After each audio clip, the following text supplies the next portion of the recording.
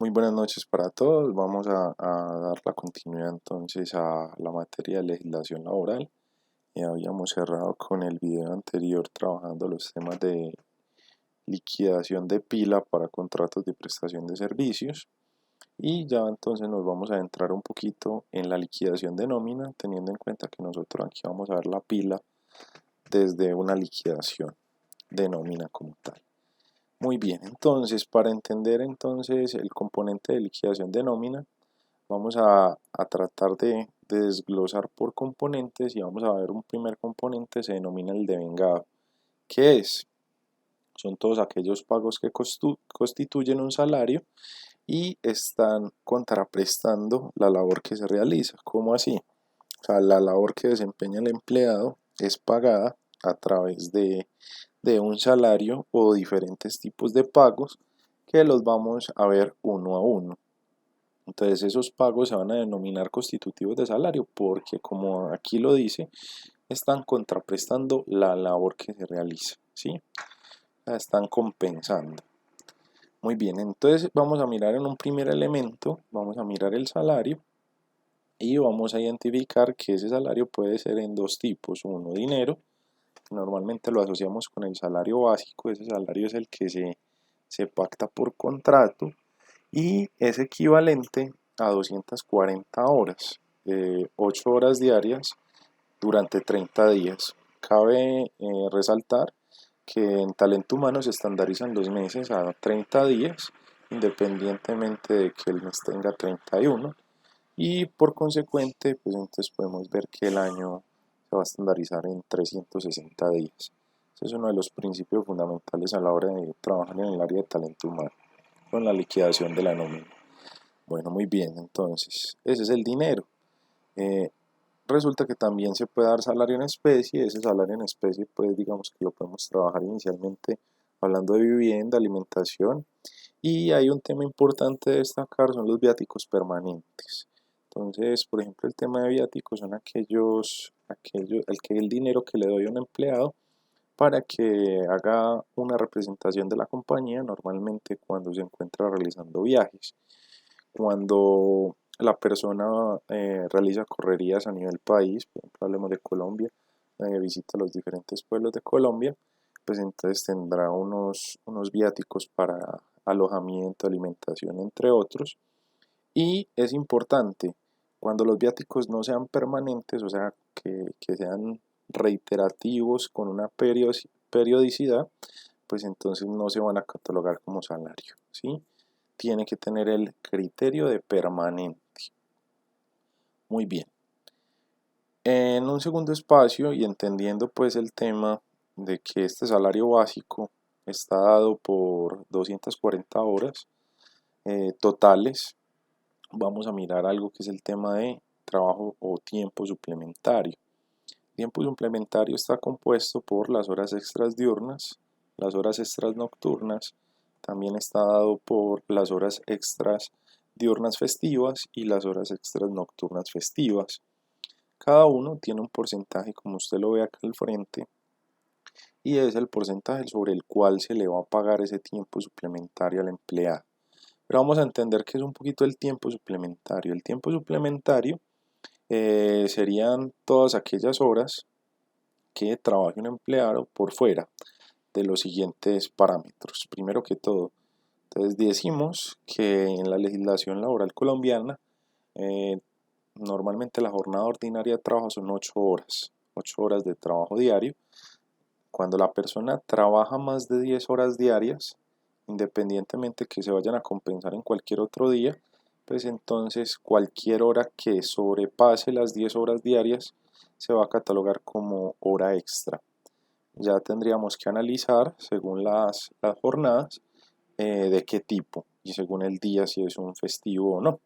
Entonces para eso también tenemos aquí una pequeña explicación de lo que son las jornadas laborales en Colombia. Tenemos la diurna, que es de 6 de la mañana a 9 de la noche, y tenemos la nocturna, que es de 9 de la noche a 6 de la mañana.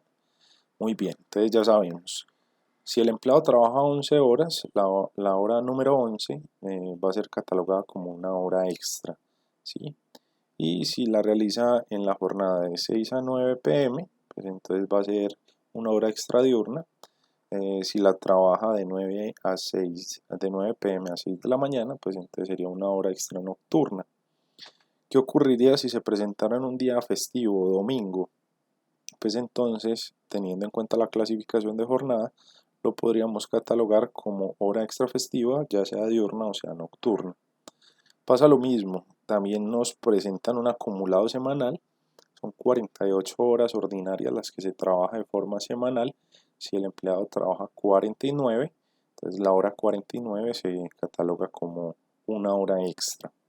Y tenemos un panorama mensual que toda aquella hora que sobrepase las 240 horas mensuales se va a catalogar entonces también como tiempo extra. Si yo le pongo un ejemplo que sería la hora 241, entonces esa hora es extra. Súper importante para la clasificación, entonces determinar primero que todo las jornadas, ya sea diurna o sea nocturna, según los horarios que nos planteen o los turnos que tenga la empresa. Y adicional a eso, si se está haciendo en un día ya sea festivo, lunes festivo o domingo. Muy bien, pasamos entonces a un siguiente campo. Este sería el tercer ítem del devengado. Tenemos los recargos. Cuando hablamos de recargos, entonces estaríamos hablando de un recargo nocturno, un recargo festivo o un recargo festivo nocturno. Aquí tenemos los porcentajes con los cuales se le va a pagar al empleado y varía un poco con el contexto anterior. Acá no estamos hablando de tiempo extra, simplemente estamos hablando de modificaciones horarias en la jornada. Entonces acá nos indican, no se catalogan como extras ya que se modifica la jornada y para dominicales se otorga compensatorio. ¿Cómo así? Entonces sencillo, cuando hablamos de un recargo nocturno, estamos diciendo que las 8 horas de trabajo habitual de la persona pueden ser las 8 horas o algunas de ellas van a estar comprendidas en el turno de las 9 de la noche a las 6 de la mañana. Entonces no implica que haya tiempo extra. Ustedes saben que las empresas en Colombia manejan algo que son los turnos de trabajo. Entonces hay algunas empresas industrializadas que manejan turnos 6-2, ¿sí? 6 de la mañana a 2 de la tarde. Otro turno sería 2-10. Entonces la persona que trabaja en ese turno 2-10, tenemos que hay una hora que tiene un recargo nocturno porque está en la jornada de la noche, sería aquella entre las 9 y las 10, ¿sí? Y aquellas personas que trabajan 10-6 de la mañana, 10 de la noche hasta las 6 de la mañana, todas esas personas tienen derecho a recibir un recargo nocturno por estar trabajando en la noche, ¿sí? Pero vea que en ningún momento le he mencionado que hay horas adicionales a las 240 horas habituales de trabajo. Perfecto. Los recargos festivos se dan cuando el empleado tiene que ir a laborar a la empresa un día domingo o un día festivo y va a recibir un compensatorio. Quiere decir que si yo voy a trabajar el domingo, posiblemente tenga como día compensatorio de descanso el día lunes. O sea, no estoy haciendo horas adicionales, simplemente me están modificando o cambiando el día de descanso y me lo están dando por otro ordinario en la semana. Entonces ahí voy a tener un recargo del 75%. Y por último tenemos los recargos festivos nocturnos, que sería una combinación de los dos anteriores, se paga el 110%. ¿En qué caso se presentan? Entonces se va a presentar cuando el empleado tal vez vaya a trabajar el día domingo, pero entonces lo haría en la jornada nocturna desde las 9 de la noche y esa persona va y labora y debe recibir un día compensatorio, le deben compensar esas horas. Listo, entonces continuando, vamos con un cuarto ítem que hace parte del devengado, serían las comisiones. Bueno, entonces con las comisiones es importante resaltar algo. Las comisiones normalmente no las pagan o se las pagan a un empleado normalmente por su buen desempeño, su buen rendimiento. Pues yo creo que la más común es entender que a los vendedores por cumplir ciertas metas de trabajo tienen unas comisiones, pero también se dan en términos productivos.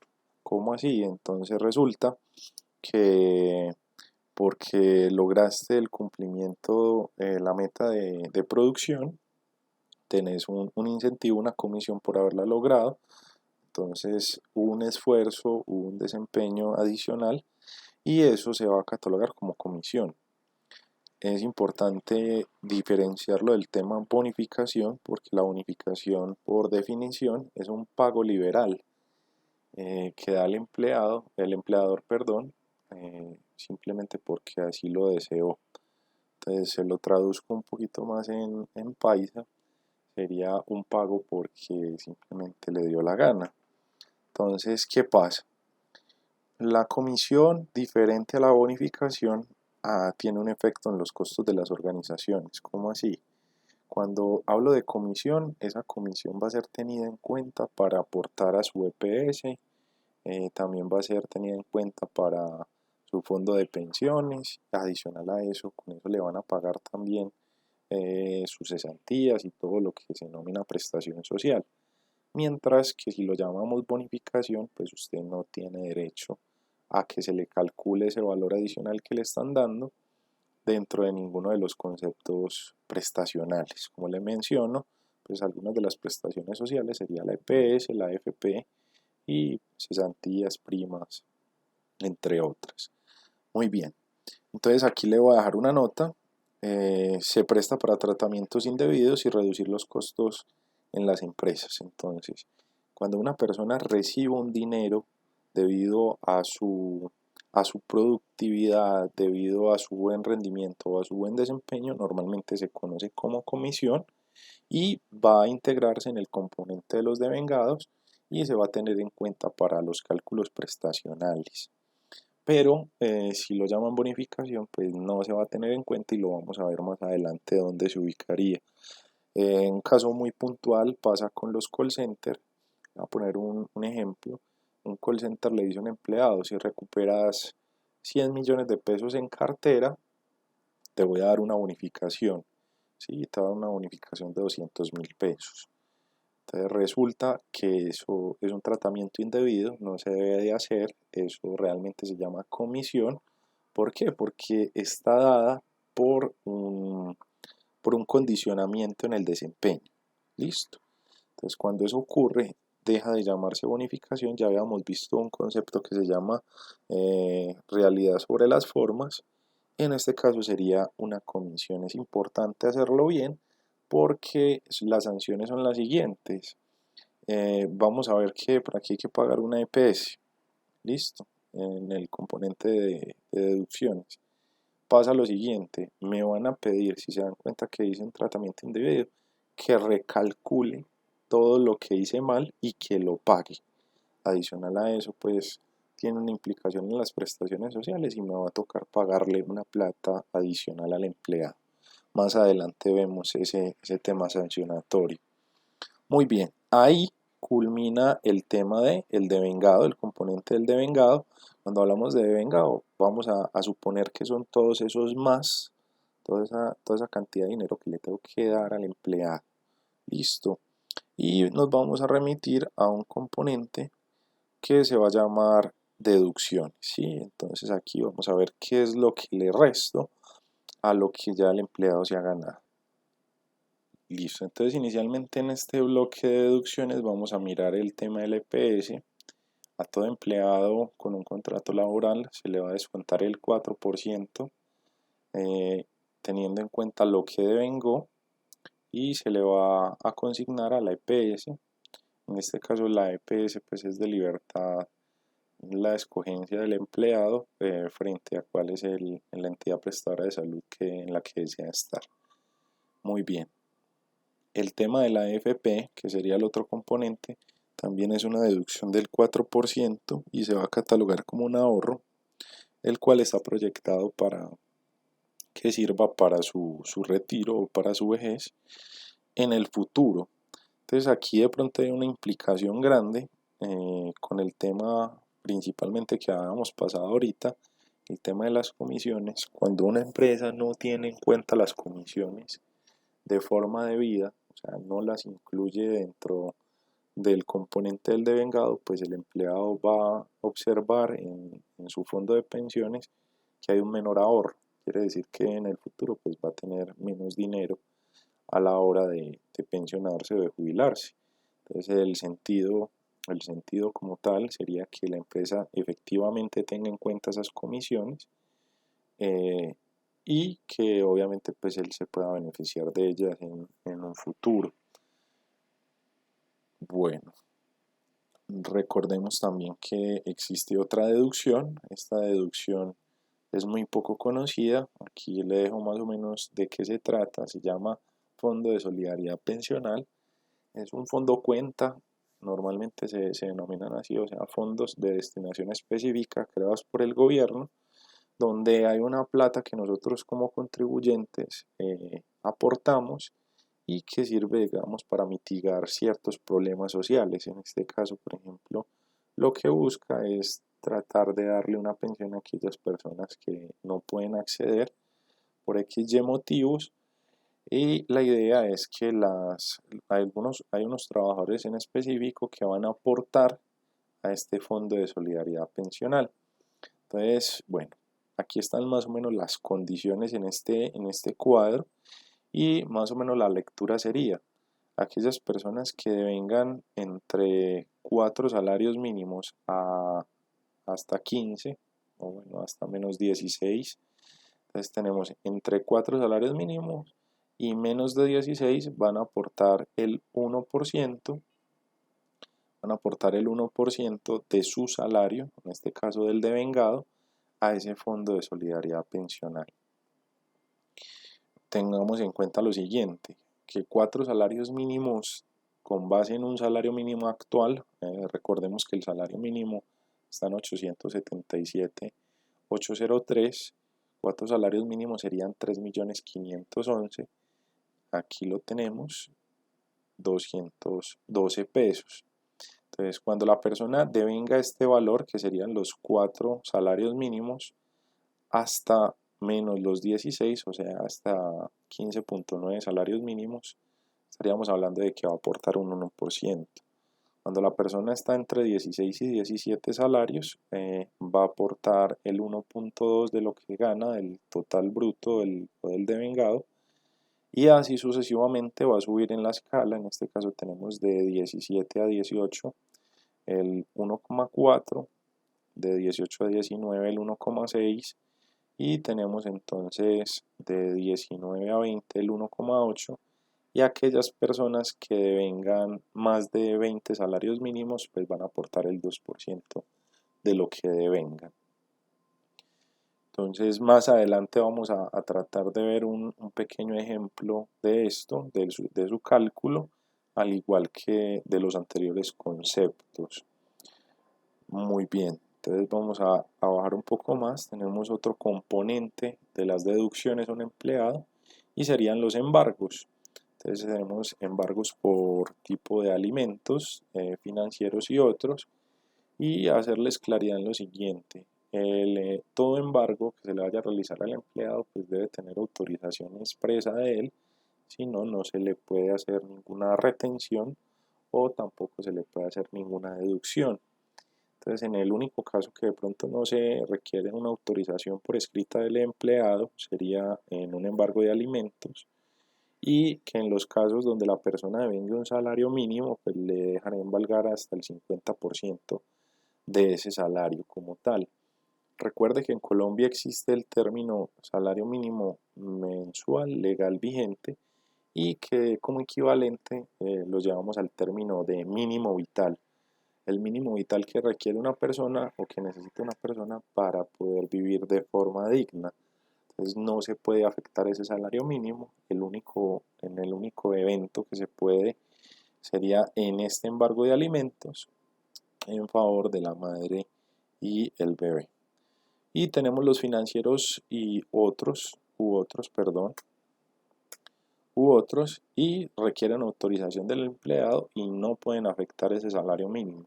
Si una persona se gana o devenga un salario mínimo, pues no podrían hacerle ningún embargo, debido a que están afectando ese principio que es el mínimo vital para poder sobrevivir. Bueno, otras deducciones. En el componente 9 vemos ahorros o libranzas planificadas por el empleado. Normalmente se hacen a través del fondo de empleados de las organizaciones y obviamente están autorizados por él. Y por último vamos a mirar este componente de adicionales. Pues aquí tenemos el auxilio de transporte y el auxilio de transporte tiene un condicionamiento. Bueno, el condicionamiento dice que tienen derecho a él las personas que devengan hasta 2 salarios mínimos mensuales legales vigentes, teniendo en cuenta pues el año 2020. Tenemos para este año un auxilio de transporte de 102.854. Otra de las condiciones un poco obviada y que no se tiene muy en cuenta es que también tiene un tema de distancia. Si la persona vive a 1 kilómetro de la organización o de la empresa, pues no tendrá derecho por la cercanía que tiene. Tampoco tiene derecho aquella persona pues, que vive en la organización, y muchas empresas también tienen la potestad de no pagarlo cuando suministran rutas de transporte para que el empleado se, valga la redundancia, se transporte hacia la organización.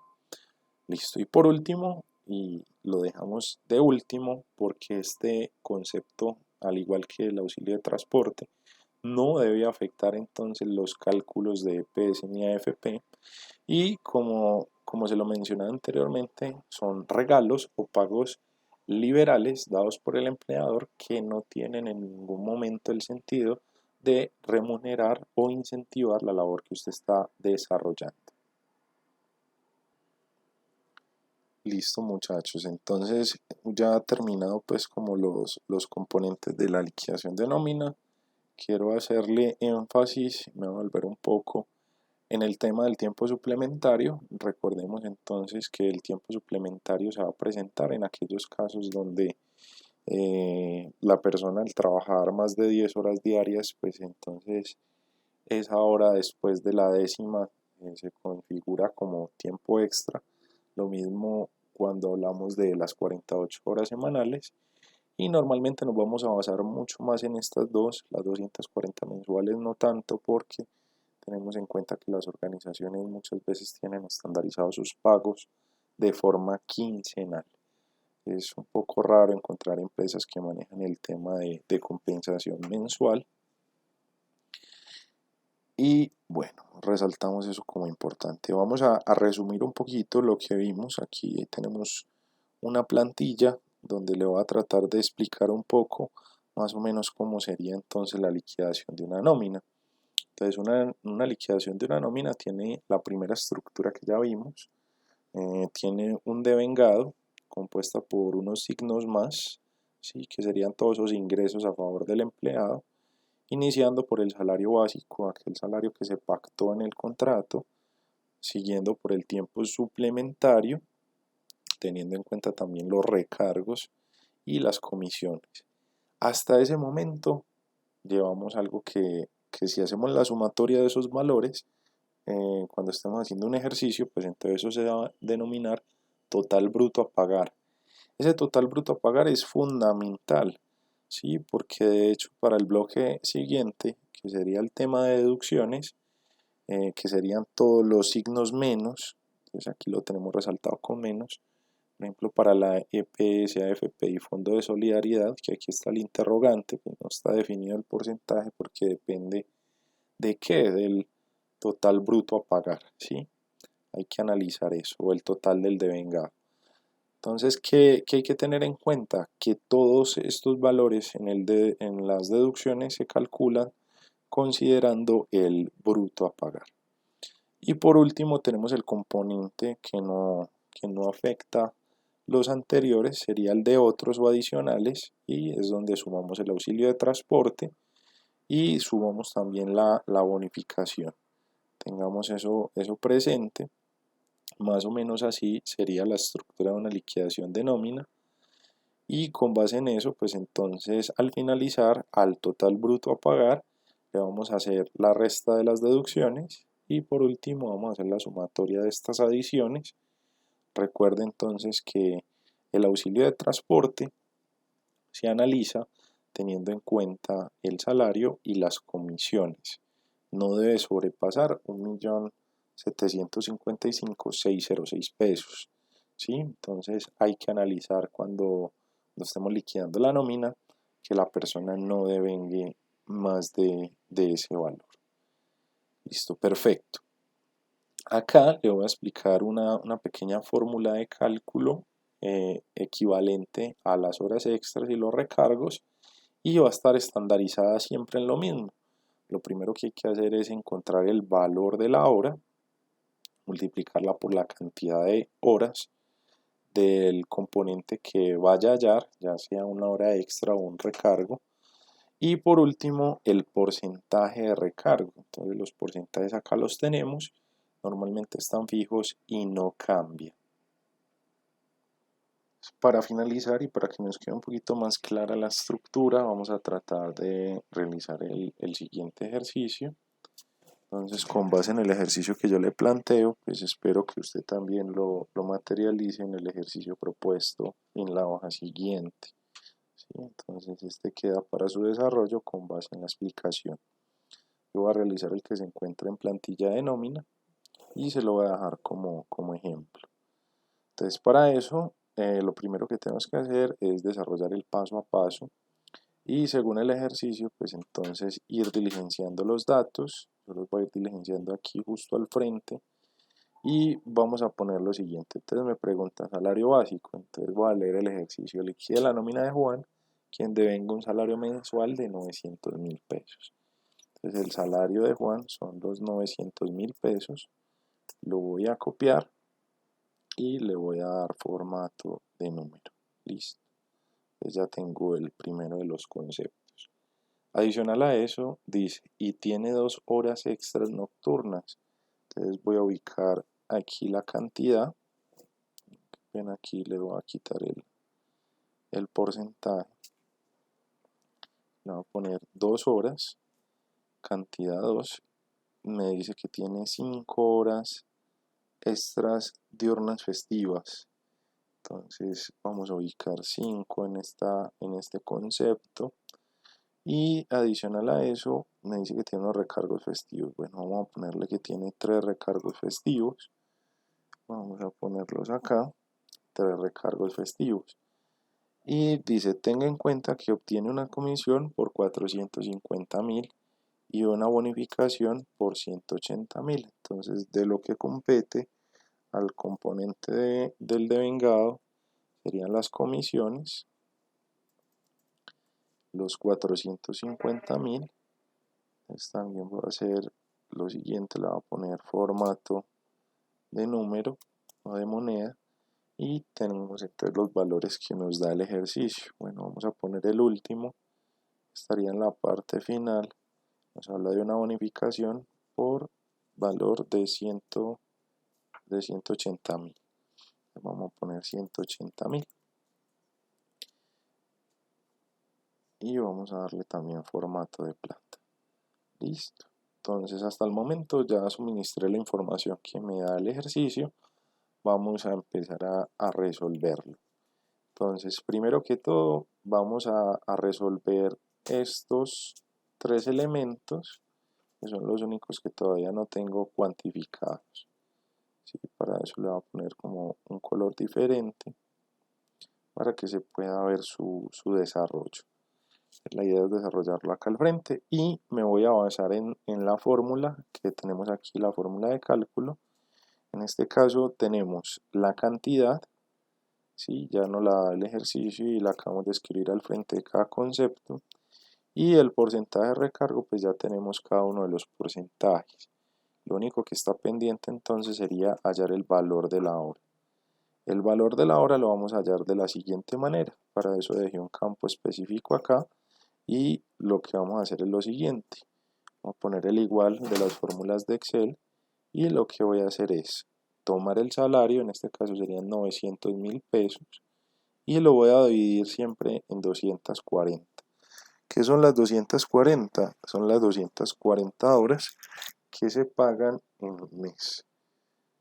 Listo, muy bien. Entonces vamos a darle Enter. Tenemos como resultado que se paga por cada hora de trabajo de esta persona 3.750 pesos. Ya entonces con esa cifra vamos a poder. Entonces aquí lo que vamos a hacer es lo siguiente, simplemente vamos a tratar de aplicar la fórmula en cada uno de los campos y lo que voy a hacer es al frente de cada concepto tratar de calcular su valor. Entonces lo primero que me pide es que haga una multiplicación y ponga el valor de la hora, 3.750. Lo voy a multiplicar por la cantidad, entonces en este caso serían 2, y lo voy a multiplicar por el porcentaje de recargo, que sería 175%. Entonces ahí tengo como tal el primer resultado correspondiente a las horas extras nocturnas.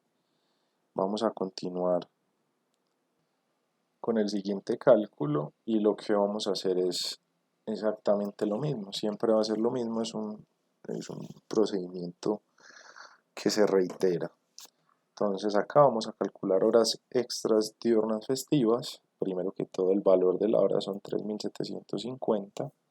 Vamos a multiplicar por la cantidad, el ejercicio nos dice que son 5 y vamos a multiplicarlo por el porcentaje. Entonces ahí lo tenemos al frente, sería 200%.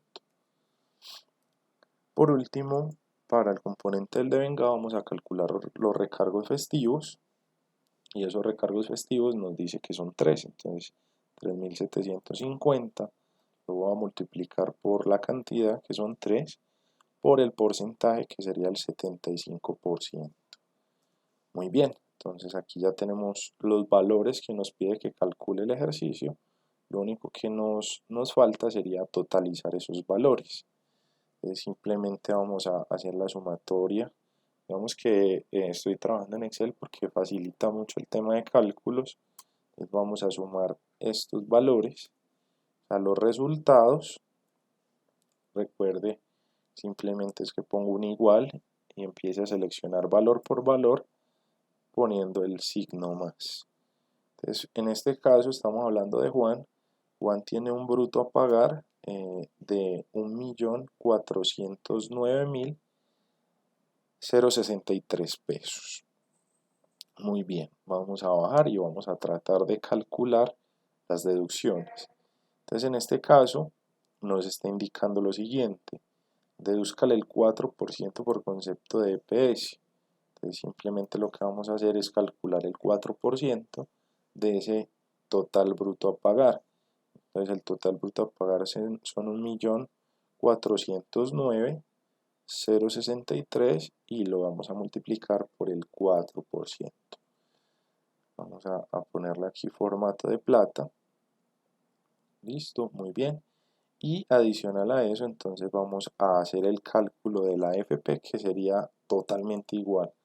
Nuevamente el bruto a pagar que es 1.409.063 y lo multiplicamos por el 4%. Perfecto, aquí cambiamos el formato del número, vamos a ponerle plata y nos da la misma cantidad de deducirle a la persona. Fondo de solidaridad pensional. Entonces, como lo veíamos en la teoría anterior, si quieren nos devolvemos un poquito, en la explicación nos remitimos a Fondo de Solidaridad Pensional, dice que únicamente se le va a cobrar a aquellas personas que vengan 4 salarios mínimos, o sea, personas que vengan 3.511.000 en adelante, y en este caso el ejercicio pues no, la persona no alcanza a devengar esa suma, entonces simplemente ¿cuántos de fondo de solidaridad pensional? 0. No le vamos a hacer ninguna deducción. Aquí le vuelvo y le pongo el formato de número. Y por último tenemos que identificar si la persona tiene derecho o no a auxilio de transporte. Entonces mire lo que nos dice acá. Se analiza el salario y las comisiones. Entonces ahí vamos a hacer un análisis únicamente del salario básico. Del salario básico lo va a resaltar y de las comisiones como tal. Vamos a hacer una sumatoria de los dos valores, si quiere la hacemos acá abajo para que quede un poco más explícito. Vamos a analizar lo siguiente. Vamos a mirar si esa persona efectivamente tiene derecho o no al auxilio de transporte. Vamos a sumar los 900.000 pesos más 450.000. Hagámoslo de esa manera más fácil. Entonces 900.000 pesos que devenga la persona más 450.000 nos dan como valor 1.350.000. Quiere decir que esa persona en efecto tiene derecho al auxilio de transporte. Recuerde que el auxilio de transporte son 102.854. Ese es el auxilio de transporte vigente para este año. Muy bien, ya estamos que finalizamos nuestro ejercicio. Simplemente acá en el neto a pagar lo que vamos a hacer es tomar el igual anterior, entonces que sería este de acá, el bruto a pagar, menos la deducción de EPS, menos la deducción de AFP, menos la deducción de Fondo de Solidaridad Pensional Cero, menos, perdón, más el auxilio de transporte y más la bonificación a la cual tiene derecho la persona. Entonces, en este momento tenemos un neto a pagar, o sea, lo que se le va a consignar a Juan en la cuenta sería un monto total de 1.579.191 pesos. Bueno, espero que haya quedado claro la actividad, que haya quedado más o menos claro el tema y les dejo el ejercicio en la hoja siguiente. La idea es que usted lo desarrolle tal cual se acaba de desarrollar este ejercicio. Y aquí están entonces los parámetros y tiene plazo de entrega hasta el día domingo de esta semana. Les deseo una feliz noche, muchachos. Descansen.